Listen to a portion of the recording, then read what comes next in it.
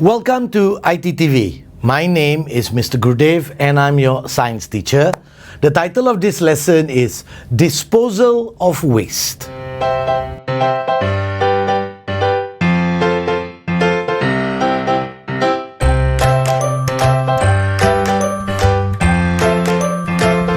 When we do experiments in the lab, we have waste.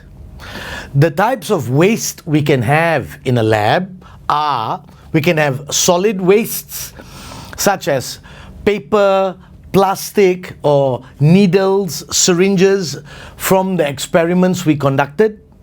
We can also have glass, especially if some equipment broke.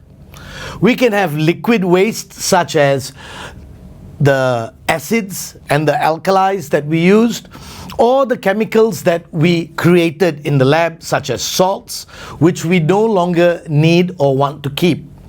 We can also have organic liquids such as petrol, alcohols, esters, volatile liquids, even mercury, which is a liquid metal. All of these may be waste materials from the experiments that we did. We can have gases which are being produced during the experiment, such as sulfur dioxide, nitrogen dioxide, ammonia, chlorine. We can have biological waste. Biological waste could be, if we did a dissection on a rat, we'll have the carcass, what is left over of the rat, or if we did an experiment with fish, we may have the body or the carcass of the fish remaining. We could have bacteria or fungi from an experiment. Those are what we mean by biological, which means that what we were using in the experiment was alive. We can also have radioactive waste if we were doing experiments that related to radioactivity. Now, when we want to dispose of this waste, we must dispose of it correctly. We must manage our waste correctly so that it does not contaminate the environment or contaminate the lab, which is even worse, because it may cause someone to get some serious illness or injury as a result of the waste. The first and foremost thing is, what can we put down the sink? Because when we are in the lab, right next to us is a sink where we wash our hands and clean our equipment. And it is just common to pour things down the sink. What can we cannot put in the sink? That's the first thing. We cannot pour into the sink any solid waste. Common sense. You can't throw paper or broken glass or plastics into your sink because the sink will get stuck. You cannot put metals, leftover metals on your table or your bench into the sink. Especially metals like copper, lead, mercury, which are heavy metals and can cause brain damage when put into the water system. So paper, glass, plastics, metals like heavy metals cannot go into the sink. Liquids. We cannot put strong acids or strong alkali, which means for acids with low pHs, lower than 5, and for alkalis, for pHs above 9, they cannot be put into the sink because they will change the acidity. We cannot put other chemicals like oil into a sink, alcohols, esters, petrol, glue. These types of chemicals, albeit organic, cannot enter into the sink. So please remember what you cannot put into a sink. What you can put into a sink are things that have a low concentration. That means the pH of the acid is high, 5, 6, or the alkali is also a bit low, 7, 8 or 9. Things like water, things like shampoo, things like milk. These things we can put down the sink because they are not hazardous or dangerous. Now, biological waste, this is much more serious. Biological waste, as we said earlier, are things like bacteria, or other microbes, fungi if we are using them in the lab, or for instance things like amoeba, paramecium, or some alga, blood, needles, syringes. These are biological wastes. And to remove this biological waste, we usually have special containers, bins, containers, plastic bags that are all labeled with the biohazard symbol on them, so that we know that they contain biological waste inside them. So what must we do? We need to put these things into special containers, put them into biohazard plastic bags and tie them up, or use an autoclave. An autoclave is basically like an oven that heats up the material we put into it to about 120, 130, 140. It can even go up to 200 degrees, whereby we are sure that the microbes inside there are going to be killed. So try to remember about your waste. What you can put into a sink, what you cannot put into a sink. What do you do with biological waste? Also, make sure you know what to do if there is an accident in the lab. Tell your teacher. Make sure the area where the accident occurs, nobody can go. Make sure it is cleaned up properly, washed down, and that the waste is removed correctly. What to do if mercury spills? Mercury is very dangerous. So if mercury spills, we have to firstly make sure the mercury doesn't spread out. We have to make sure we pick up all the mercury, usually using a pipette, because mercury will break into small spherical balls. So you need to be careful of that. Pour some sulfur over the area to neutralize any more mercury that may be left behind. So you all need to know all these steps, because students, these questions can come out in your exams and you need to know the correct procedure. These are not the type of questions you want to lose marks on in the examinations. So make sure you know about the waste that is produced in the lab and how to handle the waste correctly. Proper management of waste in the laboratory is very important. Types of waste: substance that cannot be disposed of into the sinks, substance that can be disposed of into sinks. Substance that cannot be disposed of into sinks: solid waste such as paper, glass, organic material, plastic. Substances with a pH value lower than 5 and more than 9. Organic solvent. Chemical substances such as acid, grease, oil, oil paint, hydrogen peroxide. Toxic substances and heavy metals such as lead, copper, cadmium, arsenic, or mercury. Organic waste substances like microbes, carcasses, which are dead bodies of animals, and radioactive waste. Volatile substances, reactive substances, substances that can be disposed into sinks. These are substances with a pH higher than 5 or lower than 9, such as coffee, milk, water, or egg white. Fluids or solutions with low concentrations. Example: vinegar, shampoo, orange juice, sugar solution, salt solution. Biological waste substances, defined as waste containing the following: microbiological remains, sharp equipment like needles, human blood, animal blood from research, and other infectious substances. Pathological remains, animal waste and all equipment, animal beds, wood dust that exposed directly to pathogens. Standard operating procedure for biological waste substances. Category A. Type of biological waste substance, sharp equipment. Example, syringes, needles, scalpel blades.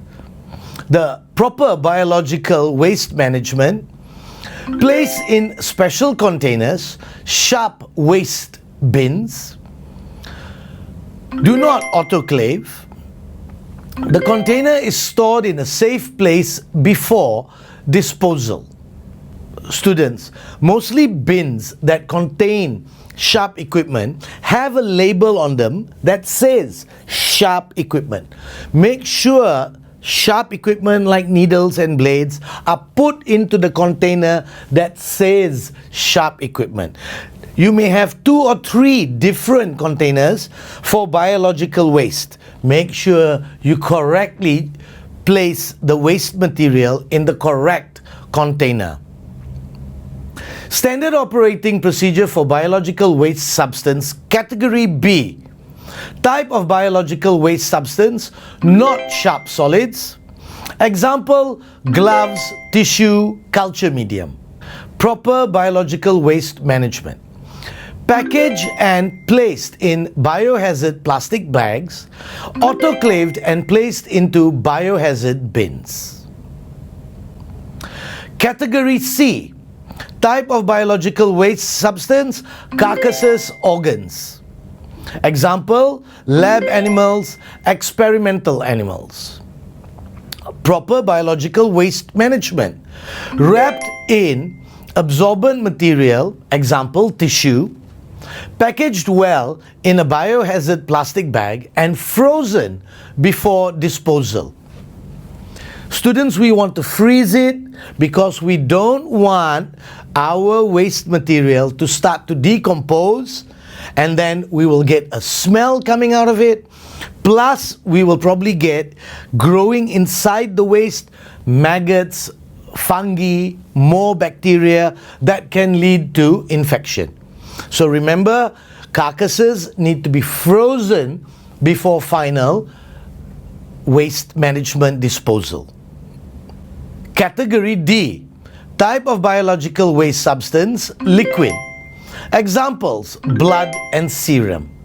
Proper biological waste management, decontaminated by autoclave, disposed of directly into sewage system through the sink or toilet.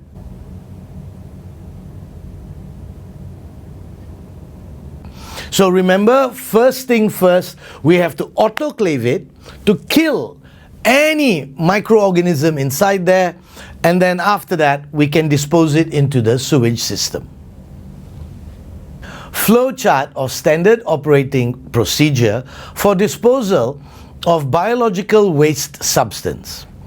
Number 1, carry out separation of waste at the source correctly.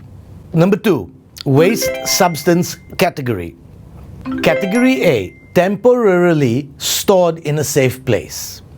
Category B, placed in a leak-proof autoclave bag and autoclaved, where the temperature of 121 degrees Celsius and a pressure of 15 psi is subjected to the bag for 20 minutes. Category C, packaged carefully and temporarily stored in a freezer. Number 3, waste that has been decontaminated is placed into a biohazard bag. Number 4, waste that has been packaged is labeled and placed in biohazard bins. Biohazard bins are temporarily stored in a safe, controlled condition and cooled before centralized disposal is carried out.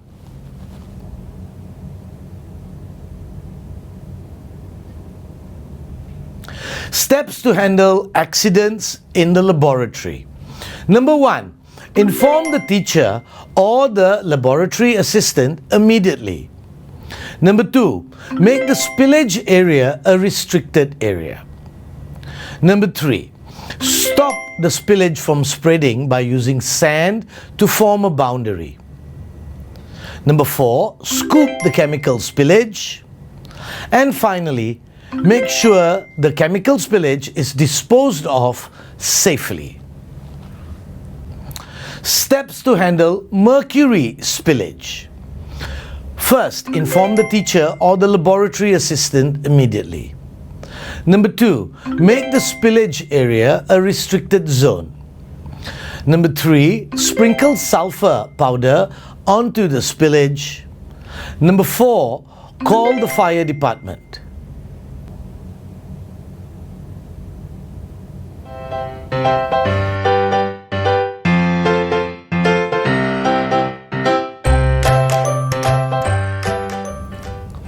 Give 5 examples of the types of accidents that occur in the science lab.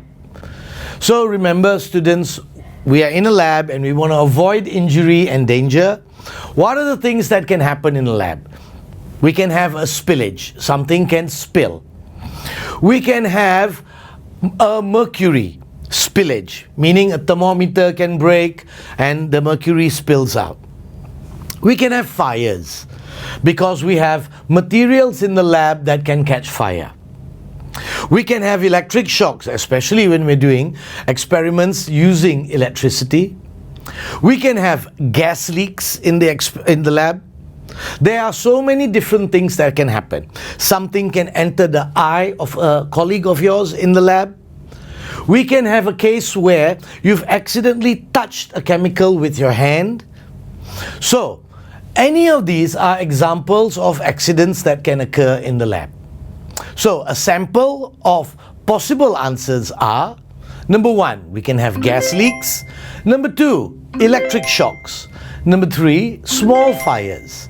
Number 4, the thermometer breaks and mercury comes out. And number 5, there's acid or alkaline on your hand, or there is a spillage of acid or alkali on the table or the floor.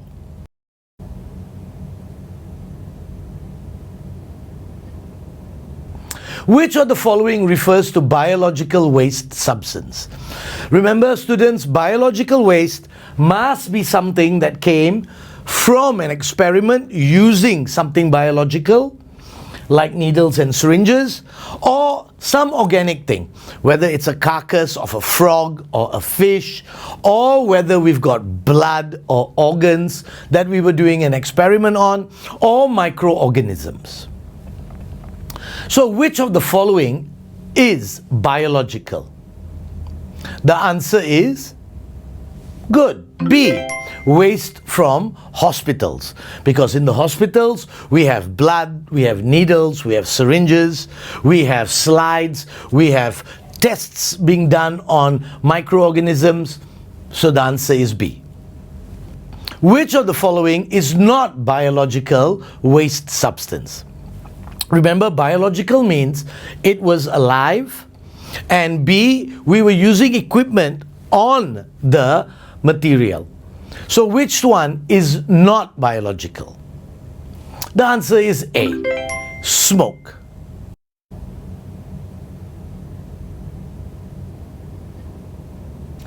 What are the adverse effects of poorly managed biological waste management? So if we don't manage this waste correctly, who is going to come here and grow? Microorganisms. And if microorganisms basically have a nutrient supply, which is blood, carcass, and things like that, and they grow, they can cause infection.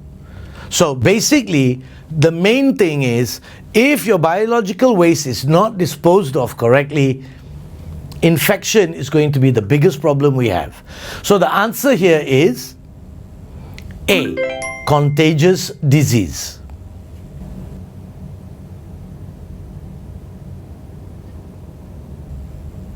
The following are the ingredients that can be thrown into the sink except, so everyone, what cannot pour into the sink?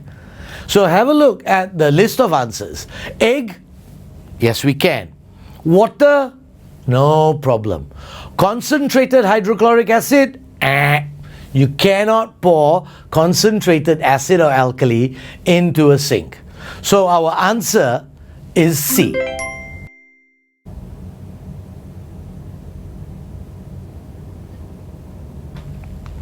So remember, students, the correct management of waste disposal in a lab is very important. 3 things. Make sure, firstly, you know what cannot go into a sink: solids, acids, alkalis, other chemicals, organic chemicals, oils, alcohols, petrol, metals, especially heavy metals. Make sure you know examples: copper, lead, mercury. Second, make sure you know how to handle your biological waste. Sharp materials must be put into the container that is labeled for sharp material. Things like gloves, tissues and things must be put into a biohazard plastic bag. We must autoclave things like blood and serum. And for carcasses and organs, make sure they are frozen in a biohazard bag before they are disposed of, because if not, they will start to decompose, and then all sorts of things will go wrong. The smell, and then possible growth of microbes that can cause an infection. With radioactive waste, make sure they are managed correctly. They are put into a radioactive containers and then disposed of in a correct way. Make sure you know about waste management, because it is very essential. All labs produce waste, and that waste must be managed correctly. Thank you for your time. Till I see you again, goodbye.